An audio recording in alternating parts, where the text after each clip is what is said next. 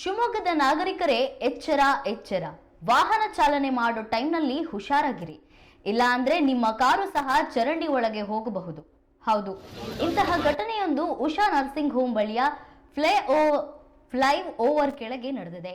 ಚರಂಡಿ ಮೇಲೆ ಹಾಕಿದ್ದ ಸ್ಲಾಬ್ ಕುಸಿದ್ರಿಂದ ಮಾರುತಿ ಕಾರು ಸಿಲುಕಿ ಹಾಕಿಕೊಂಡಿತ್ತು. ಕೂಡಲೇ ಸ್ಥಳೀಯರು ಸಹಕಾರದಿಂದ ಕಾರನ್ನ ಮೇಲೆ ಎತ್ತಲಾಗಿದೆ. ಈಗಾಗಲೇ ಮಳೆಗಾಲ ಆರಂಭವಾಗಿದ್ದು ಜನರು ಓಡಾಡುವಾಗ ಎಚ್ಚರಿಕೆ ವಹಿಸಿದ್ರೆ ಒಳ್ಳೆಯದು.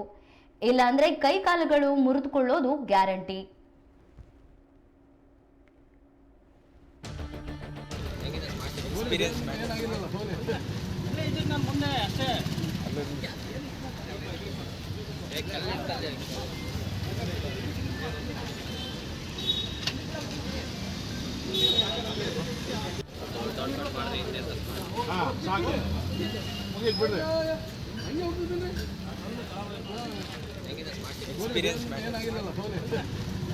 ಮುಂದೆ ಅಷ್ಟೇ